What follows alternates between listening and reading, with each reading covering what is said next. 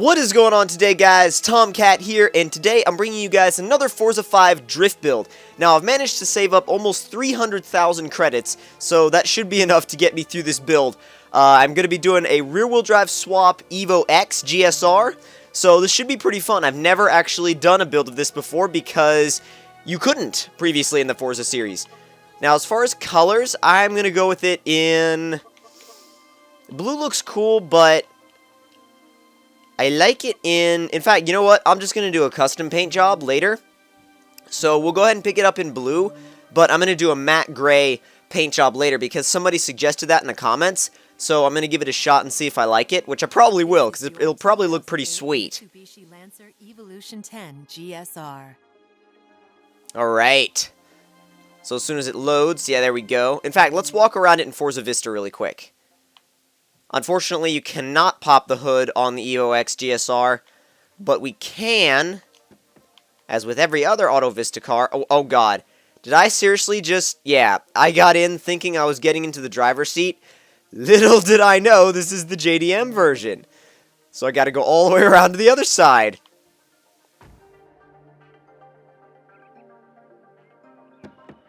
There we go. Oh, come on. There we go. Get in, there you go. So yeah, this is the right-hand drive version. So let's see, let's go ahead and let's start it up, see how it sounds.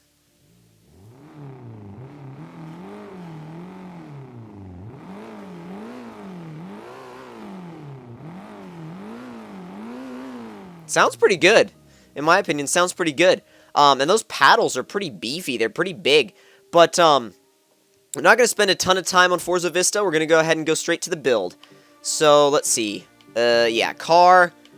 And let's go to our upgrades. Now, first thing I want to do is handle the platform and handling stuff. So, get those race brakes. And always, let's just go through the springs just to see how much it drops it. Street, sport, race. Look at that in the back. That is close to slammed in the back. That is, I mean, it's not slammed, but that's stanced. I wouldn't say slammed, but it's stanced. That is genuinely stanced, and I love that Turn 10 actually gave us the option to legitimately stance our cars. That is sweet. Now, let's see what else we want. Anti-roll bars, I don't really mess with those for drifting. And weight reduction, I mean, you can go with it if you want. You don't have to. Let's see. I'll just go with the sport weight reduction, because it reduces a little bit of weight and it's cheap. So, let's see, what else do I want? The drivetrain. Now, hold on, before I mess with that, gotta do the swap. And engine swap, not engine swap, drivetrain swap. Rear wheel drive on an EVO. That is what I'm talking about. Absolutely. Let's just see what we have for engine swaps, even though I don't think I want to swap it. Wait a minute. We could swap it to a 1.6? What the hell kind of 1.6 is that? Some insane 1.6. Wait a minute. I think I know what... No? No, that's not a 1.6 liter. Guys, you guys could tell me in the comment section below what this motor is, because I'm sure I know what it is, but for some reason I'm blanking right now on what this motor is. Like I said, I'm sure I know what it is. Just, like, if one of you guys could maybe point that out to me, I would greatly appreciate it. So, I think we're going to go ahead and build up the stock motor. And for the aero and appearance, let's see what we can do here. Maybe. I'm going to stick with stock. For the wing, since it's a drift build and we don't need the wing, we're taking it off completely because that looks really clean. Really clean. And for the hood, not even going to mess with the rear bumper and the side skirts. Let's see. How's this hood look? Adds a little bit of an extra scoop, reduces some weight. I'll take it. I mean, that little scoop is a little Subaru-ish, but we can live with that. Now, wait. Before I do... well, you know what? I'll just go ahead and do the tires and rims now. For the tire compound, I think I want to go with sport tires, because that's what I used in Forza 4, and I've tested some of the different tire compounds for Forza 5, and I think I still prefer sport tires. They just feel really good when you're drifting. They feel like they have enough grip to where you have control over your car, but they're not so grippy that they don't let you slide. So They work really well, and I recommend them for anybody that's building a drift car. Let's see, what rims do I want? Yes, now this is the fun part, or one of the fun parts about building a drift car. God, all the rims in this game just look so good. Oh my god, so good. Let's see, what, oh, ooh. Dang, those look nice. Those look really, really nice. I might be coming back to those. What else do we have? Those Koenig afterburners look pretty cool. But so do those Koenig daylights. Momo 10S. Those look really cool. I like those. If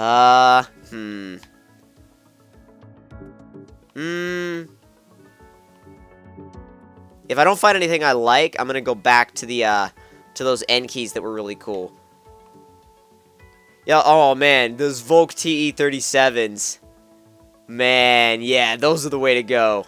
Oh my god, yes, those look beautiful. And let's see. Change the size just a little bit, make them a little bigger, bring them up to 19s in the back, and probably match them in the front. I like an overall, really like clean, balanced look all around. That's why I usually like to have my cars, to match wheel sizes in the front and the rear. Some people like their wheels to be staggered. I mean, I like it sometimes, but most of the time I like my wheels to be really uniform and really have that same clean look all around the car. So I think it really adds a lot to the car, in my opinion. It makes it look really clean. Getting the race clutch, no doubt about that. You need a race clutch for, well, you don't need a race clutch for drifting, but it makes it a whole lot easier. Also with the race transmission, because you want to be able to tune your ratios if you need to, and usually you do need to if you're going to be adding a ton of power to a car where its stock gear ratios aren't meant to handle all that power. You're really going to need to beef up those gear ratios with a race gearbox. Now, let's see. Anything else we want to do? Oh, yes. The power. That's kind of important. 316 horsepower. Let's see. 330 horsepower. It's really nice that we have more torque than horsepower, because that's going to give us a huge advantage. I want to get it to about, I don't know, 500-ish. Wait a second, are you serious? A race turbo does not help my power at all. That's a first. A race turbo in this car actually does not help my power at all. That, I don't know about that. That's kind of weird how it doesn't help my power at all. Well, let's get the race intercooler. And race oil cooling. I don't know if we're actually going to get up to 500. We might not. Let's see, what else can we do? Well, maybe we can. Yeah, I think we can if we bore out the. Yeah, we're getting closer now. Well, close to 400. Pistons, 407 horsepower, 420 pounds-feet of torque. And camming it will really get... Yeah, there we go. You cam it, you add horsepower. Cam it is immediately... You want horsepower? Cam your motor every single time. You want horsepower? Stick a cam in there, or a new cam in there. You've got extra horsepower. 516, 462 pounds-feet of torque, race fuel system. That'll work for me. Alright, let's tune it a little bit. It's going to be the blind tune. I might modify it kind of on the fly when I'm testing it, but we'll see how that goes. 2, and then out just a little bit, and then 0.2 degrees, and then up to 6 degrees. Leave the anti-roll bars alone. Slam the ride height all the way. Soften up the springs just a little bit. A lot of people in the well, not a lot of people, but some people in the comments were telling me that I need to actually make my tunes, my drift car suspensions harder. But I prefer, like, softer suspensions on my drift cars, to be honest. I don't know why. It just seems to work for me. Just in the way I drift, it just seems to work for me. I don't know why it does, and I know a lot of people don't like to do it that way. But Like I said, for some reason, it works for me. And I don't know why that is, but it really seems to work for me. The diff. Yeah, I got a straight axle. Completely straight axle the car. That's just how I like to do my diffs. I used to do them a little bit differently, but now I prefer to do them this way ever since one of my friends told me to try it, and I tried it, and I loved it. So, this is the setup I've been using for a while. Now we get to do the even more... yeah, now we get to do the most fun part, and that's painting it. Alright, so the body... Now, one of my subscribers suggested a matte gray. So, let's see what we can do for that. That's matte carbon fiber. I don't know, can we fine-tune this to make it matte? I don't know how we would make a color, like how we would transfer it to matte. I don't know. Wait, base color and oh, I see. Let's see, what else can we do? That's two-tone matte. Okay, so matte right here. Then we can just change the color from here. I got it. I got it. Just keep bringing the brightness down. We'll eventually get it to a bit of a gray. Bit of a gray color. And then if we drop the saturation all the way down as well, then we can really get that gray color that I'm looking for. There we go. That looks really sweet. That matte gray. Let me bring it down just a bit. Yes. Oh, yes. Oh, yes. That looks cool. And then for the wheels. Now, for the wheels, one of my subscribers requested bronze or gold. So we're going to see how that looks with this matte finish. Not bad. Not bad. That looks really clean. I don't know about the gold. I think I'm going to go with the bronze. Or not bronze, brass, I mean. Not bronze. Brushed, semi-gloss, or polished. I like brushed, personally. I think it looks really good. That is clean right there. I love the way that looks. That is beast. Whoever suggested that color combo to me, you have awesome painting ideas because I really, really, really like that color combo. And now we get to go drive it. Finally, we get to go drive it. God, that is gorgeous. That is so beautiful. Alright. So we go to test drive. Now, where should I test this thing out? I usually test my drift cars at Top Gear, but, Silverstone. Top Gear. Top Gear's the best test track anyway. I love the Top Gear test track. Well, I love Top Gear in general. One of my favorite Top Gear episodes is the one where they all buy cheap motorcycles and drive across Vietnam. That one is crazy. That was absolutely hilarious. That has to be one of the funniest Top Gear episodes out of all of them. Also, the second USA road trip they did in the SLS, the 458, and the GT3, that one was awesome as well. And the supercar road trip across Italy. Alright, let's rev this thing up, see how it sounds.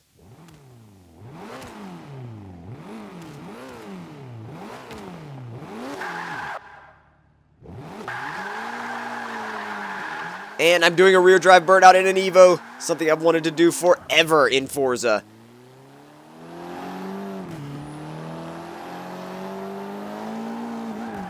Swing out. Apparently that's not a drift zone. Might have gotten it sideways just a bit early, but that's okay. That's okay. Hold on to it. Hold on to it. Oh, God. Ooh, that's a little bit... Yeah, that was a little bit more angle than I had wanted, but I was thankfully able to bring it back. Oh, don't let it go out too far. Crap. Oh, I kept my points. Oh, my God. This thing, like, once you get it past a certain point, it likes to stay at that 90 position and then just completely take away all of your control, which it could be a good thing or a bad thing. It's just going to take some more tuning to dial that out. E-brake it. The trick to this car is keeping it on boost, or at least attempting to keep it on boost. Because once it's on boost, then you're completely good to go. Once you're into the boost and into the turbo, then you're good to go with your drifting. But if you're off boost, if you let it get off boost, then it becomes a little bit hesitant. A little bit hesitant to do what you want it to do. Really? It took my points away? Come on. But yeah, you really need to rev it out and keep it in the boost to really get the most out of it, which is something you could definitely get used to, and is also something you could really kind of, I don't know, not get used to, but modify to your liking by tuning the gear ratios. Oh, come on, keep it. There we go. I'm not sure this chassis likes being rear-wheel drive, to be honest. I don't know how this chassis likes the swap. It seems to be disagreeing with the swap just a little bit, and then I mean, that's something you could dial out with tuning anyway, but the chassis seems to not like this swap 100%. It seems to be like, almost saying like, what have you done to me? I wasn't made for this. Keep it. There we go, there we go, there we go. Yes. But it is decently effective, though. It is decently effective. Let's see if I can take the hammerhead a little bit better this time around. Much better, much better. I just had to trust the car a little bit more. And that's the thing. You need to really learn this car before you can have any confidence with it. And, I mean, I'm not entirely confident with this car yet because of the fact that, whoa, because it can do that, it can do that, it can do that. It, unexpectedly, it can whip to a 90-degree position when you almost, like, just from touching the e-brake just a second too long, it can do that. And it's, I don't know, it's weird. It's something, again, you have to get used to it, and it can catch you off guard. And that's why I don't know if this would be the best car for scoring. But if you want to have something new and different to play around with, especially in drift lobbies that not many people are going to use, build an EVO. I mean, build an EVO X, build any EVO, because, like I said, it's a car that not a lot of people are going to be using, and it's a car that I think you could get pretty effective with if you practice with it. I mean, I know that after just building it and trying it, I'm definitely going to stick with this car. It's going to be a project, a continuing project. And I'll take it into some online lobbies and see how it does there. But I think I definitely want this to be an ongoing project car for me as far as refining the tune and refining the build to the way I like it. Because I love the way the car looks. I love the way the car feels. I love the power delivery and how the boost comes on. It really works well. It really, really does. And for that reason, I'll be sticking with this car. Go ahead and finish this lap real quick. Get down to the corner. Whoa, whoa, whoa, whoa, whoa. Is that? Yes, that's going to be... Whoo, I thought I was going to completely lose all of my points back there. I thought I had completely screwed up. And I did screw up the drift, but I thought I was going to completely lose all of my points. That was actually pretty good. That was pretty good for not losing all of my points. Get it sideways without going too far. There we go, there we go. Decent, but not as I exactly wanted to do it. See what I mean? How it'll go all the way to 90, and then that's a good thing, though. The surprise 90 is something that you'll get used to, but when it goes all the way to 90 like that, it's actually really easy to bring back, which is really cool if you like doing stylish drifts, you don't really care about points. You could do 90s in this thing all day long, and it would just keep letting you do them, and keep letting you do them, and keep letting you do them, because this chassis and this tune, it loves to go 90 degrees. It really does. So if you guys enjoyed this video, don't forget to leave me a like. Tell me in the comment section down below what you thought of it. Big thank you to my subscribers or the subscriber that suggested this car. And if you guys are wanting me to do other cars, don't forget to leave a suggestion down there. And I will see you guys in the next video. Talk to you guys later.